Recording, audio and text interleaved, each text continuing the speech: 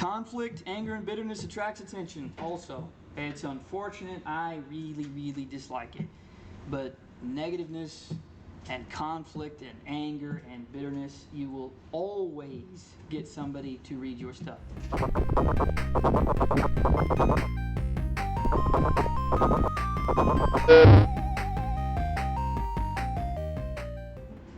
Here's the agenda. We're going to be going over journalism and news review. I'm going to try and go through it fast because it's just a lot of information, and I hate the slides that I made just because of how many words there are that are on it. We're going to be introducing the IWA, its best practices, and that's the really, really important slide are the updates and reminders. Okay, so what makes for poor journalism? A lot of this stuff is common sense. Unfairness, right? Not covering both sides. I think in large lecture, Professor Holt talked about sometimes there are two sides to the story and sometimes there aren't. But we have to be open to seeing both sides. Poor integrity, featuring only parts of a story. So take, for instance, you write a news story and you only choose the most compelling parts and you don't explain the rest of it. That could be poor integrity. You need the whole story. Violating the law, just because we're in search of the truth doesn't mean we can go breaking into houses and beating people up for the truth, right? We obviously can't violate the law. Agenda driven. The older we grow, every single one of us will start to understand just how much everybody has an agenda, especially the people who are controlling ridiculously large corporations, right? So journalism, if you want to be a good journalist, you don't work on your own agenda or especially somebody else's. And then poor reporting, this is in general, so I'll use myself as an example. I don't really like journalism all that much, or news. If I went to go get a job in journalism or news, there's a good chance I'd make a lot more mistakes because I'm not passionate about it, okay? So that's just poor reporting in general, errors and lack of passion or motivated work. What makes for good journalism? Guess what? It's the exact opposite of what we all just talked about. So truth, accuracy, transparency, reliability, this also bleeds into credibility. I'm going to tell you that list goes on and on and on. So truth. Public interest versus self-interest. This bleeds into agenda. We aren't just working for ourselves, even though we may be wanting to get a paycheck, right? Verification. This next point's very important. So with journalism, good journalism, you certify the truth. However, the industry we've created now is one that we all want to be first. Now the problem with that is, even though if we're first, doesn't mean we're always correct. So there's a balance, as far as I can tell, in the journalism industry of being first and being right. Lean toward being right. Okay, certify the truth. Independence. This means an open-mindedness to hearing everything. It's most likely that we all have our own biases and prejudices. We definitely have our likes and dislikes. But just because we have all those things doesn't mean we ought not write the truth. Okay? Narrative and relevance. Professor Holt talked about how journalism is storytelling with a purpose. Okay? So, again, there's a balance with this too. We're not writing a novel. We're not writing an essay. But you do have some storytelling components in there. I thought this was great. Journalistic integrity doesn't exist. Reporter wears a grape costume to defend boy suspended for a banana suit. I didn't necessarily certify that was true, so don't do what I did. Certify it's true, but that's a great example. God, I hate this slide. Look at all those bullet points. We're going to power through this. Impact. Who is it going to influence? If you write a story about cats, the stray cat problem in Lubbock, who do you think it's going to influence? People who hate cats and people who love cats. Checks out, right? Timeliness makes sense. Is it recent, relevant? You're not going to want to write a story on the ice bucket challenge that was however many years ago. Prominence. Status attracts attention, so if you write about some big politician or a celebrity, it's going to attract more eyes. Proximity. Faraway news isn't as compelling. There's a robbery in France and there's a robbery next to your home. Which one do you want to know about? The robbery next to your home. Bizarreness. Out of the ordinary stuff attracts attention. Professor Holt also went over this sort of stuff. I like to use the example of the hunter becomes the hunted. So say, for instance, somebody goes to Africa hunting lions and the lion gets the hunter. That's a great story. Everybody wants to hear about that. Conflict, anger, and bitterness attracts attention also. It's unfortunate. I really, really dislike it. But negativeness and conflict and anger and bitterness, you will always get somebody to read your stuff. And then currency. So in journalism, this doesn't mean money necessarily. This means there is a time for everything. Who all remembers the cinnamon challenge? Yeah, there's a time for everything. There was a time for that. Ice bucket challenge. Time for everything, time for that. Okay? Any questions before we continue? I think I'm going to give you all a great amount of time. Okay, let's keep going. All right, if you aren't listening now, now's the time. Because this is going to help with y'all's IWA. And a lot of it's straightforward too, but I gave some examples down here. So headlining, it's really important because that's how you attract attention. You tell people what's going on the first headline, and then they'll click your story. Subject, verb, object, that's how you write it. God, that's simple, and I love it. In general, it's typically fewer than 10 words. Now, for your assignment, I'm going to reiterate this a lot. For your assignment, she wants 7 or 8 or fewer for the headlines. This is in general, so please, if you remember anything, remember that for y'all's headline for the IWA, it is 7 or 8 words or fewer, okay? No punctuation, no questions. And then I made this up on the spot, which I can critique now. Grand Canyon National Park closing due to high temps. Subject, verb, object. Subject, Grand Canyon National Park. Verb, closing. Why? High temps. Object. So I would even be careful with due to. I'd take that out. I made it up on the spot. I'd say from. You don't typically want to use due to. It's just, it's too much. But it tells me exactly what I want to know. I can't go to the Grand Canyon National Park because it's closing because of high temps. Structuring. This is really important also. This is what I'm going to be looking for grading on the IWA. So if you want to take photos or just sear it into your brain, that pyramid structure is what I'm looking for. All right? And a lot of this stuff we learned in middle school. People, middle school. Kipling's 6 honest serving men. Who, what, where, when, why, how. That's what you're going to want to try and lead with. Now, you don't necessarily always have to lead with answering every single who, what, where, when, why, how, but if you don't answer them in the first paragraph, you definitely want to answer them in the second. So if you do, once you do answer the 6 honest serving men, you get more in depth into it each paragraph as you go down. So say, for instance, you answer them all in the first paragraph, you expand them all in the second paragraph. And then you decide the next important questions to answer and introduce your sources in the third. So I like to use the example of true crime. Everybody likes true crime. Everybody wants to know motive. It's a really, really important answer or question to answer, right? You may want to answer that in the first paragraph. And then quote your sources in the fourth paragraph. Everybody got a general idea, got pictures? Good. Helpful tips. Only use compelling quotes. What do I mean by this? You only quote if they can say it better than you. For instance, if you're interviewing a medical doctor, typically they know a lot more than we do, right? So paraphrasing is often best in every industry I have ever experienced. Writing, novels, art, academia, journalism, news, everybody paraphrases, all right? And the reason why I harp on this is because I even didn't like paraphrasing. You got to do a little bit of work, right? But I do not want to see too many quotes in your IWA. I get it if you put it in there, but I may count off for it because you just need to use the most compelling. Don't plagiarize by changing the bare minimum. This is something I have a problem with. I don't want you to go in and paraphrase and just get a few synonyms for a few words. We can see all that. So I'll give you an example. In art, the art industry, you can use somebody else's work as a reference to yours. But if I'm not mistaken, you have to change it up 90 to 95% to be able to make it your own. I expect the same thing with paraphrasing, okay? Credit your sources, that makes sense. Don't use ellipses. I used to do this all the time. Maybe you want to build suspense. It's not a novel. Don't do it. What I used to do too is I'd take a portion of the quote and I'd put the ellipses either at the beginning or the end to show that they said something before or after, right? Don't do that. You don't need it. Just no ellipses.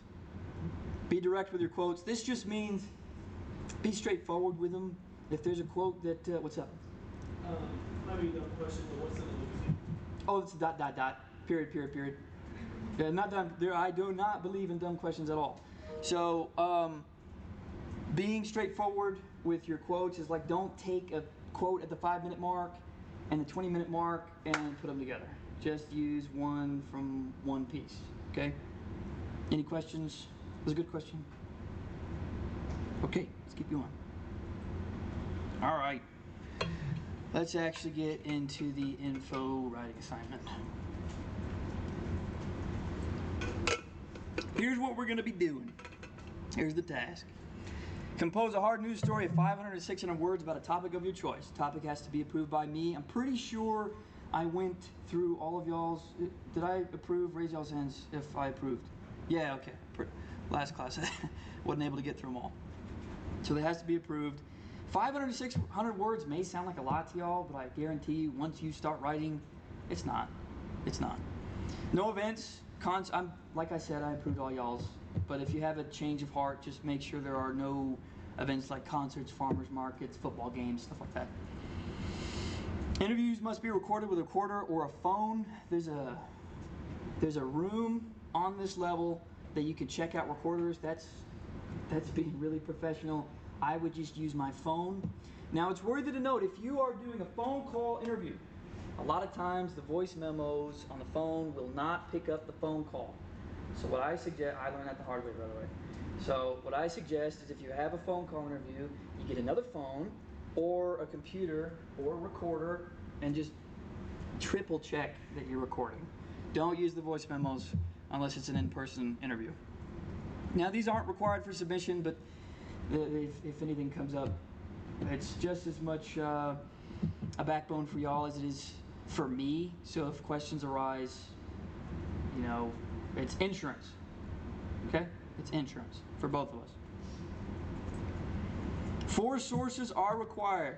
Now, I know this confuses people because we have a little assignment coming up, which I will get into at the end. But for the IWA in total, 4 sources are required, at the very least. You can add more if you would like, but 2 of whom must be human, 1 expert, 1 opinion, and the other 2 can be supplemental. So, news articles, research articles, whatever. Interviews can be conducted in person, over the phone, on Zoom. Just make sure you're recording and transcribing. Sources can't be friends, relatives, or coworkers. This bleeds into Greek life. That, honestly, sometimes comes off as a little too casual to Professor Holt in the first place, but another point with Greek life stories is that typically everybody knows each other. So we're going to steer away from Greek life. All right? Best practices. Obviously, please present all sides of the story. We don't want to see you inject your opinions or your likes or your dislikes, or even if you don't like the person you're interviewing, doesn't matter. You got to put it in there, okay? Triple check your facts. I say triple check on purpose because I'm going to be fact checking. And I'm going to get into a grade slide in a minute to show you how many points I'm going to take off for if your facts are wrong. So please, for the love of everything good, get your facts right. It will hurt your grade if they aren't. This isn't an essay. Practice brevity. I've harped on this a couple weeks ago.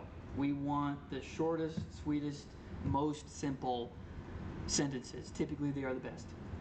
All fact, no opinion. No I, me, my, you, we, us. I'm going to be blunt with y'all. Nobody cares about the writer. They care about the story. This bleeds into not injecting your opinion in it also. Follow AP style. We also count on for that.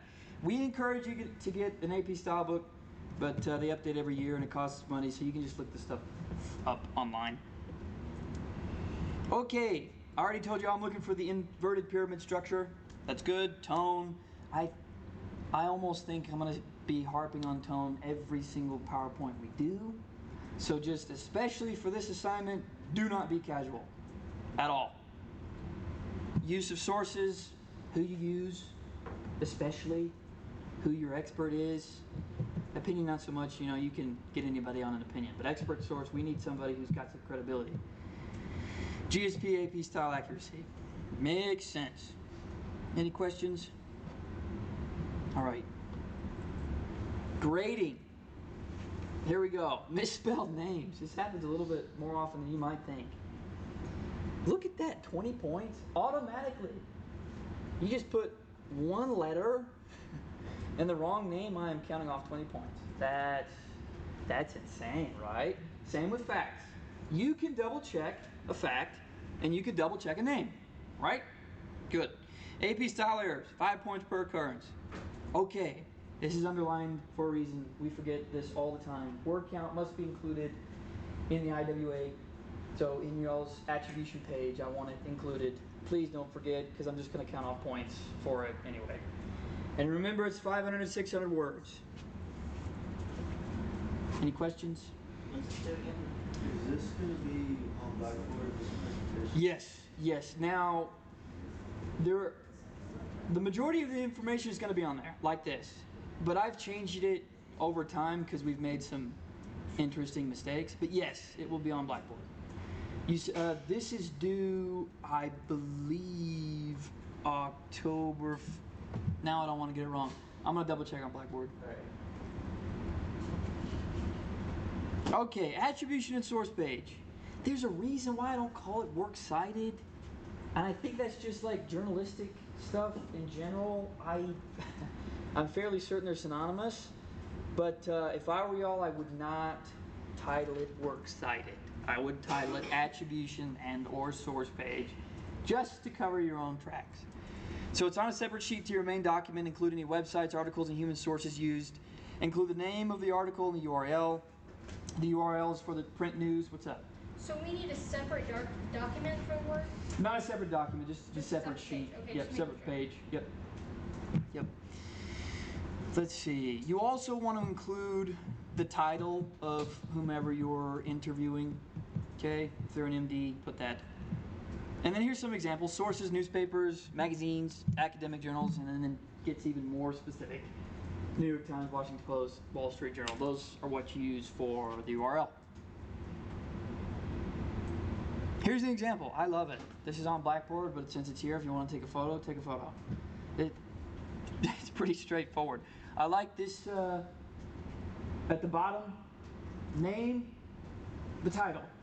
Definitely please put the title, because we want to check if it's expert opinion. Phone number and email. Everybody got it? Yeah? Okay. Seeking sources. So we typically encourage students to choose stories that are centered around Texas Tech or Lubbock, but Texas Tech especially, because the sources you can get are incredible here. We've got people who've researched everything from drugs to relationships. I mean, we've got the whole shebang. Doesn't mean you have to connect to Texas Tech, right? But if you can find a source that's on campus, who's on campus, that would be fantastic.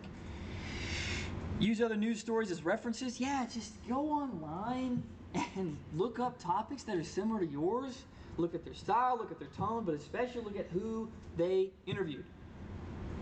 Look at the title of those people and try and get somebody similar. It's pretty straightforward. Social media is a great tool to find sources. That doesn't mean interview your source on social media, right? It's just a tool. No friends, relatives, or coworkers. I think I mentioned that before. Yeah. Okay. In this class, I would most likely expect y'all to start now on emailing, calling, visiting offices, or finding people in public, right? Because this is not the assignment to wait. If I remember right, and I'm pretty sure I do. What's up? When is this paper due? I'd have to double check. I'm sorry. On Blackboard. This Where isn't. did I find where it's due? Sorry. Yeah, no, you're okay. You're okay. It should be in this assignment folder. I think it's titled assignment info. So like IWA info. I just got access to Blackboard. Speaking of which, I'm going over grading now. I finally have access to Blackboard. So I'm going to be grading the rest of this week and maybe over the weekend. I'm not super fast at it, but I've started. So let's see. Yeah, if I remember right, I'm pretty sure I do, this one's one of the more stressful assignments. Okay? Take my word for it. Get those dang interviews done. Get them done. Because once you do, you can focus on writing. This isn't one of those where you email somebody and you hope they respond and they don't, and you wait till just about when it's due. Because you are going to be flailing, I promise you, and it's going to be so stressful. So I would just focus on those dang interviews. So when you are interviewing, be transparent about your story and its intent for publication. I say intent for publication, that's like in general knowledge. What's up? The syllabus says due October 1st. Yes, okay, thank you. October 1st. I think you also have another quiz due. So, yeah, okay, good. That's what confused me. So a quiz. I was scared it was going to be due in the next 2 weeks. No, we have a little bit of time to work on this. Okay. So, yeah, we have a little bit of time. Fantastic. So we have something due this Sunday though. Yes, I'm going to get in that in 4 slides. I'll clear all that up. Yeah? Any more questions? No? Good stuff? Okay. So, one of my points too was to have a backup plan for your interviews. If one falls through, you got a backup plan. Makes sense. But this just, don't wait. Please. Please. Be transparent about your intent to record. That's legal.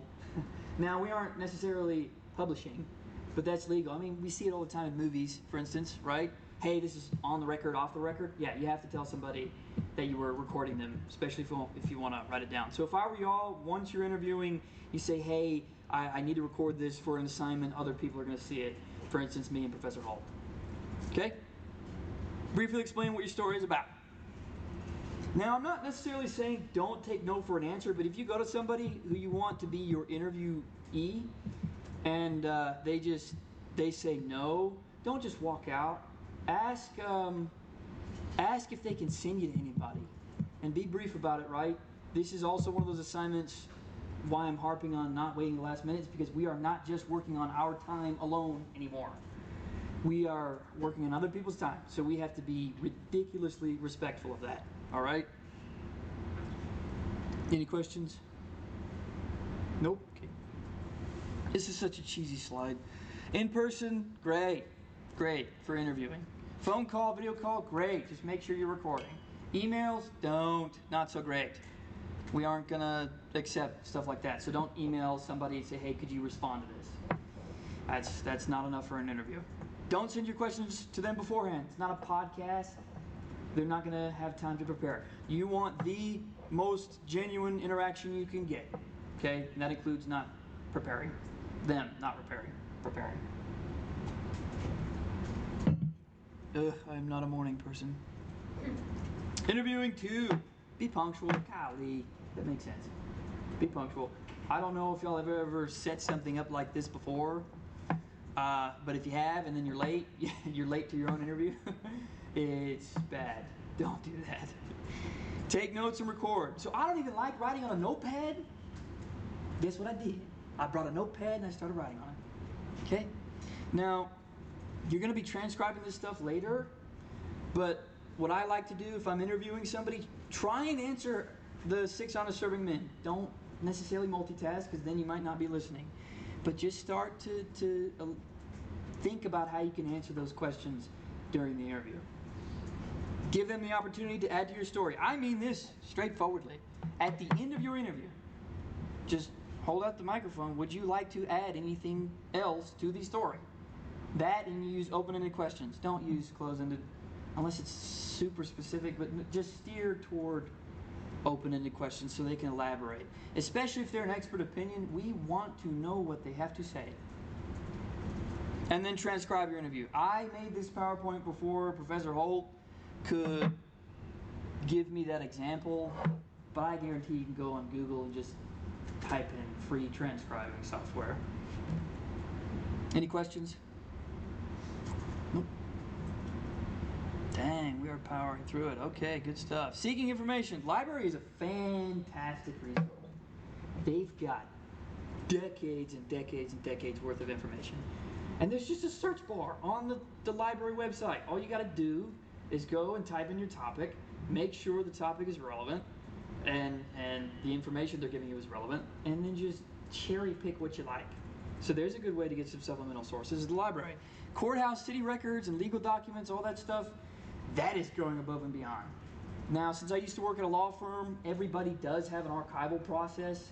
So you can call some of these law firms around here. You can absolutely call the courthouse. You can absolutely call the city courthouse and just ask about their archival procedures, what's public records and what's not, if you want to go that deep into it. Absolutely, you can do that. Government websites, I would not use a .com at all. Now, there's some caveats to this. If you go to the library and the library gives you some .com websites, that might be okay. Just pass it by me, and then in your attribution and source page, I would put where you found it. So it's like I found this through TTU library. Just put it in parentheses, TTU library. But typically, we want to steer away from .coms, okay? Even .orgs, even .edus, I would just absolutely gun for .govs because they have the absolute credibility, right? And then avoid social media. Just avoid it like a plague. I say avoid, just don't use it, period. We don't need to find sources through social media. Unless maybe, hard maybe, your topic is on social media. Matt, did you have a question? Was that? Did you raise your hand? Dang, I don't know what I saw then. No, I was scratching. Oh, I saw it in my peripherals. Sorry. No, I'm sorry. Okay, we're just about done here. Here's a template. It's on Blackboard. But if you want to take a picture of it now, that's great. I love it because it is so gosh dang simple. Look, fewer than 7 or 8 words. So around that for the headline. Then you use the inverted pyramid structure. Then you put your source page on a separate sheet. There you go. And then they give you some examples here.